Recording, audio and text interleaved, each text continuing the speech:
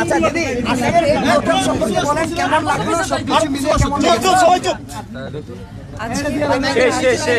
একটা নারীর জন্য অনেক বেশি সম্মানে মামিস কিংডম একটা সবাই যারা উদ্যোক্তারা ছিল তারা সকলেই মা, অনেক ছোট ছোট বাচ্চা রেখে তারা অনলাইনে তাদের উদ্যোক্তার ভূমিকা পালন করছে এবং সেখান থেকে তারা ইনকাম করছে।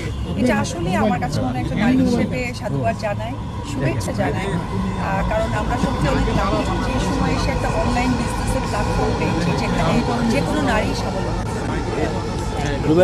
রুবেল পরে। আচ্ছা আমরা বর্তমান আপনার কাজের ব্যস্ততা সম্পর্কে একটু জানতে চাই, কি কাজ করছেন, ভবিষ্যতে আমরা কিভাবে পাচ্ছি আপনাকে বলবেন? আচ্ছা, প্রথমেই হচ্ছে চলচ্চিত্র নিয়ে সকলের এখন প্রশ্ন মনের মধ্যে আসা খুব স্বাভাবিক, কারণ চলচ্চিত্রের মানুষ, কিন্তু এখন আমি চাই যে আসলে কাজের সংখ্যা তো অনেক হয়ে গেছে, কাজের মাটা একটু খেয়াল করি, তার জন্য আসলে অনেক সময় লেগে যাচ্ছে।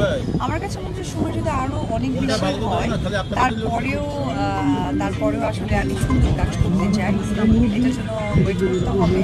আর পাশাপাশি যেটা বলতে চাই, আপনারা সকলে জানেন প্রোগ্রাম, ব্র্যান্ড অ্যাম্বাসেডর এবং ফটোশ্যুট, এটা তো আসলে কাজেরই একটা পার্ট। সো এখানে ব্যস্ততা আছে আপাতত, দেখা যাক। দিদি, আমরা কি কখনো আপনাকে মানে একটু ভিন্ন অ্যাঙ্গেলে পেতে পারি? যেমন ধরুন যে এমন কোনো গল্প, ডিজায়ারেবল এমন কোনো গল্প যেটা আপনাকে আমরা কখনো দেখি নাই, এমন কোনো চরিত্রে, বা আপনার নিজের এমন কোনো ডিজায়ারেবল ক্যারেক্টার আছে? 100 হয়ে গেছে, অনেক ক্যারেক্টারই দেখেছে, তবে যে প্রশ্নটা আপনি করলেন ওই প্রশ্ন সূত্র ধরেই বলি, আসলে এটার জন্যই আমাকে ভাবতে হচ্ছে এবং সময় নিতে হচ্ছে। ইনশাআল্লাহ বললো তো, বলছে। দিদি, লাল শাড়ি সিনেমা প্রযোজনা করার পরে নতুন কোনো সিনেমাতে আপনি প্রযোজনা করেননি? ভাই ফোনটা একটু সাইলেন্ট করেন প্লিজ। লাল শাড়ির পরে আসলে ওইভাবে তো আসলে প্ল্যান করিনি, তবে আপাতত অপজয় ফিল্ম প্রোডাকশন থেকে সিনেমা বানানোর চিন্তা ভাবনা নেই, দেখা যাক। আবু, সারা বাংলাদেশের মানুষের একটাই চাওয়া, শাকিব খানের সাথে আপনি সিনেমা করবেন কবে, আবার কবে পর্দায় মানুষ দেখবে? মানুষ চান, অবশ্যই দোয়া করেন যাতে অবশ্যই হয়। আচ্ছা, আমরা একটু মা অপবিশ্বাসের কথা জানতে চাই, ছেলেকে নিয়ে কেমন কাটছে আপনার দিনকাল? খুবই সুন্দর কাটছে, ও তো আমার আসলে একটা ভালো প্রেম, প্রত্যেকটা সন্তান তার মার বাবার অনেক কাছের একটা বন্ধু, খেলার সাথী।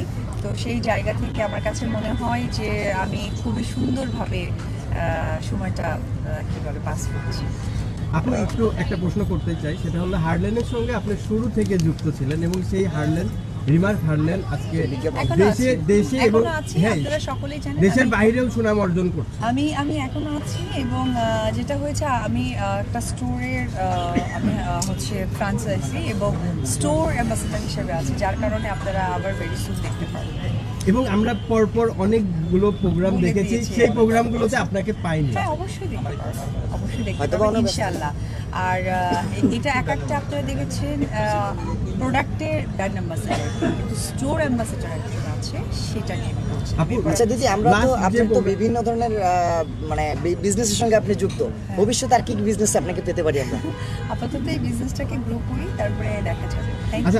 আপু, একটা প্রশ্ন, আপনি হাতে একটা রিং করে একটা স্টাইল দিয়েছিলেন, সেটা সারা বাংলায় ভাইরাল হয়ে গেছে, আসলে ওটা কি আপনি নতুন আবিষ্কার করেছেন নাকি আসলে এটা কিভাবে আসলে স্টাইলটা আপনি শপে আবিষ্কার?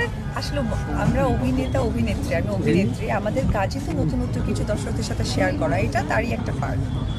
আপু, সর্বশেষ আমি একটা প্রশ্ন করতে চাই, সেটা হলো আমরা আপনার বিভিন্ন প্রোগ্রামে আমরা যাই, প্রতিটা প্রোগ্রামে আপনার লেট হয়, এই যে আজকের প্রোগ্রামটা আমাদের আসলে অনেকটা সময় আমার মনে হয় আপনারা অনেকটা আগে এসেছেন, আমি আসলে ইয়ে করিনি, মানে আপনাকে আপনার টাইম দেওয়া ছিল দুটো, আমার টাইম যেটা ছিল না, এটা আমার মনে হয় যেহেতু আপনারা গণমাধ্যম কর্মী অনেকেই এখানে, আর আপনাদেরও কিন্তু একটা স্লট থাকে, আবার আপনাদেরও একটা মিলিত হওয়ার ব্যাপার থাকে। ফর এক্সাম্পল, আপনারা 5 জন এসেছেন, 4 জন আসেননি, সেই 4 জন কিন্তু আবার সেই আর্টিস্টকে বলবে আপু আবার দেন, খুব স্বাভাবিক, আমি তো একজন হিউম্যান বিং, একজন মানুষ। সুতরাং আপনাদের 50টা ক্যামেরা একত্রে করার জন্য প্রত্যেকটা আর্টিস্ট থেকে আপনাদের সময়টা একটু এগিয়ে দেওয়া হয়, সেটাই হয়েছে। সুতরাং আর্টিস্টকে ব্লেম দেওয়ার কোনো কারণ আছে না।